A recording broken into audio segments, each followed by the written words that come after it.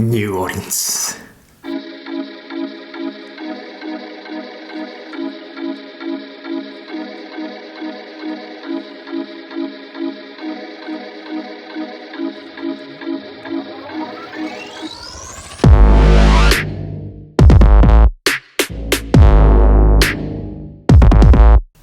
どうもハイログラフィーのヒデです。いつもご覧くださりありがとうございます。また嬉しいコメントいつもいただいて本当に感謝してます。先週ですね、ニューオーリンズに行ってきました。ニューオーリンズを一言で表すと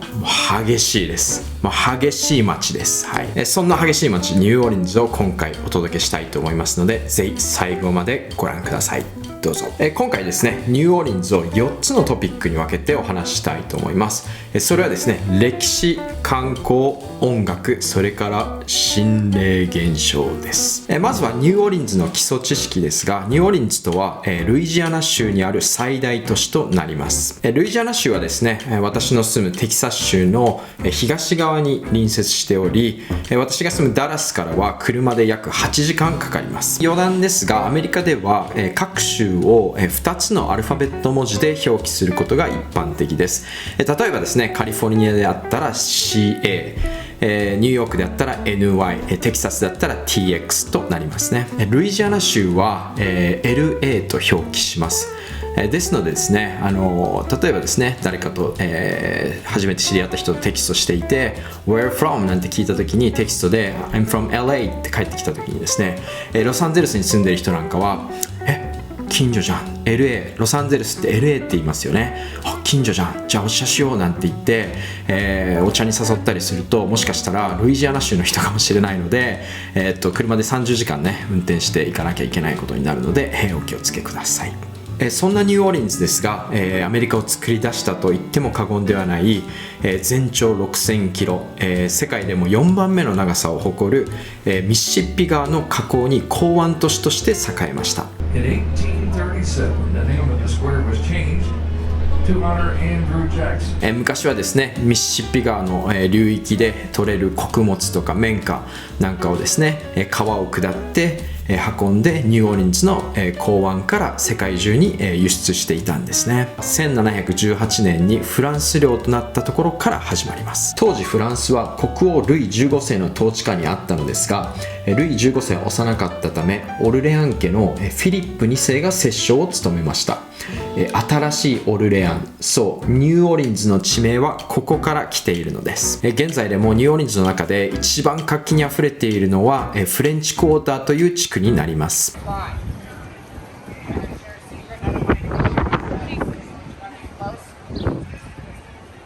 このフレンチクォーターは今なおフランス統治時代の雰囲気が漂っています。45年後の1763年に結ばれたパリ条約によりフランスは北米一帯から完全に撤退し、ルイジアナ州は一時スペイン領となったものの、フランス系の住民が多く残っておりました。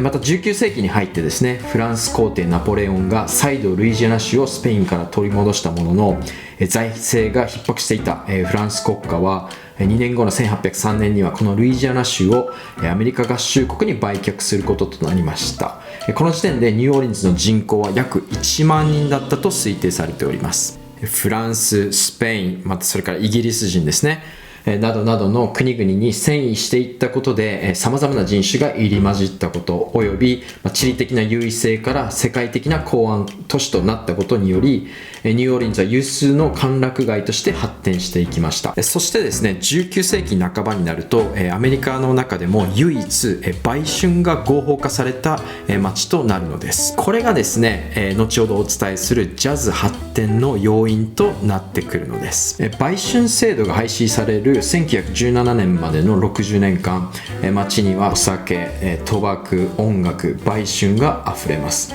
特にですね、今回訪れたフレンチクォーターという地域には当時の面影を残す建物が現物のまま数多く残されているのが見て取れます。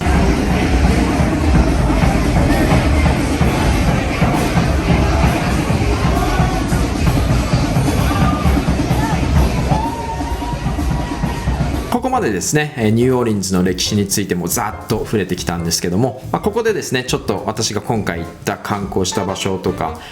食事についてちょっと触れていきたいと思います。ニューオーリンズの中心地にカナルストリートという道路があってですね、大きな道路なんですけども、それを中心に北東側に行くとフレンチクォーターという地区になります。逆に南側に行くとですねガーデンディストリクトという地区の2つの観光スポットがあります。またこのカナルストリートを中心に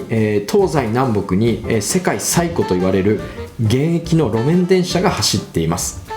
歩いてねこのカナルストリートからですねフレンチクォーターとかガーデンディストリクトっていうことを回ることも可能なんですけども、夏場になるとねかなり気温と湿度が上がる地域なので1日の乗車券でも1人3ドルで買えますので、路面電車のチケットを購入されることをお勧めします。まず必ず訪れたい場所は、歴史解説の中でも触れさせていただきましたフレンチクォーターという港に面した地区です。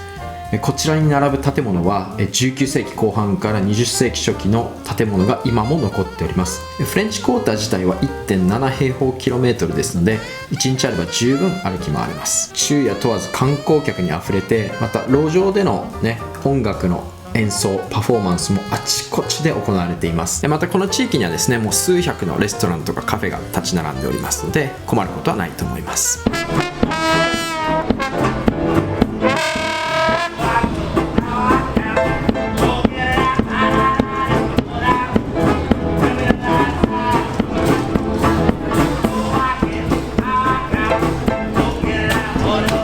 次にはですね南西側に位置するガーデンディストリクトになります。もうこちらはですねもうフレンチクォーターの喧騒とはもう相対してもうとても静かな住宅街になります。建物もですね19世紀頃のフランスとかスペイン調の大きな家が立ち並ぶ場所ですので散歩コースに入れられるといいですね。ニューオーリンズはですね私の肌感覚から言うと、比較的安全な場所と言えると思います。警察もですね24時間巡回してますので大丈夫だと思うんですけども、ピックポケットとか、スリですねには十分お気をつけください。ちょっと残念だったのはねフレンチクォーターはねもうそこら中にもうなんか生ゴミとか、尿とかあとマリファナの匂いがもう入り混じったようなもうちょっと不快になるような匂いが立ち込めてるっていうところですかね。夜になるとね酔っ払った観光客とか、ちょっと現地の人で、薬か何かでラリーってしまっている人とかが、結構入り乱れるので気になる人は夜はあまり近づかない方がいいと思います。これはちょっと有名な話なんですけども、僕も今回行った時ねこれに引っかかってる子をね見ちゃったんですけども、写真とか撮ってる時に靴を褒めてくる人がいたら、無視してください。笑顔で無視してください。 Where did you get shoes? とかね、あとなんか I like your shoes とかね、なんかそうやって声かけてくる人がいるんですけども、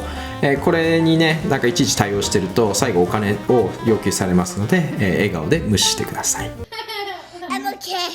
ニューオーリンズの料理はクレオール料理とかケージャン料理っていうのが有名です。どちらの料理もですね歴史的な背景に強く影響を受けており、フランス系、スペイン系、アフリカ系などの料理がミックスして発展してきたというのが特徴です。有名な料理としてガンボというものがあります。ガンボとは見た目的にはですねハヤシライスに似ていて、各種野菜とか肉とか海鮮を入れたシチューをご飯と一緒に食べます。私も今回ねガンボをいただきました。海鮮の風味がねスープの中にすごく染み入っていてものすごく、美味しかったです、次に有名なのがジャンバラヤですね。これは、トマトをベースにした、炊き込みご飯のような料理です。同じく海鮮とか野菜をふんだんに使用します。あとですね、お昼になった時に、ちょっと甘いもの食べたいななんて思った人には、ベニエをおすすめします。ベニエはこれまたニューオーリンズで生まれたもので、フランスが元にあるんですけども、フライドドーナツにこうパウダー状の砂糖をふんだんにまぶしたものですね。今回私が訪れたカフェ・デュ・モンデュは朝からもう晩まで列が絶えません。ただですね、回転率が速いのですぐに席は見つかります。ちなみにね、支払いはキャッシュのみで、食事が運ばれてきた時にキャッシュを渡す感じになるので、お気をつけください。あとチップは絶対忘れないようにね。このようにニューオーリンズの料理は、歴史的な背景から各国の文化、要素を取り入れているんですけども、ご飯物をふんだんにね海鮮料理を使った料理が多くて、日本の方もねかなり口に合うんではないでしょうか。さてここまでですね、歴史、それから観光、また食事について触れていきましたが、次回はですね、そうニューオーリンズといったらジャズ、それからですね、心霊現象について、お伝えしていきますので、次回もぜひ楽しみにしていてください。ジャズの音楽が流れるクルージングから、今回幽霊に出会えたかもしれない、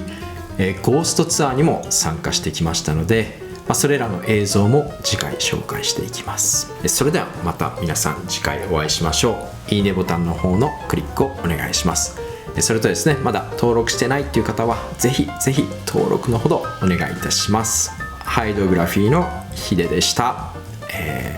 バイバ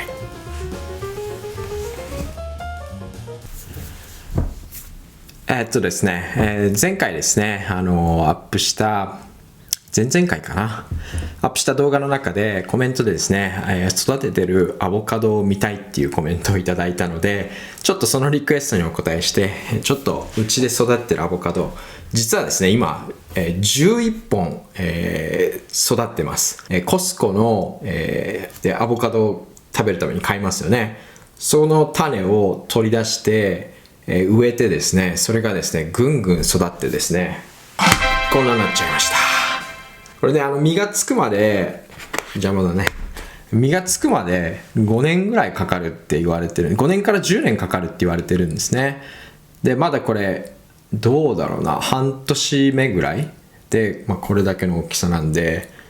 これあと5年10年したらどんな大きさになるんですかね。これアボカド、無限に食べれますね。こんな感じでね、ちょっとね、トピックとは外れた普段の生活についてもまたちょろちょろと出していきたいと思いますので、何かねぜひこんなのが見たいとか、こんな話が聞きたいとか、ありましたらコメント欄にもぜひ記載お願いします。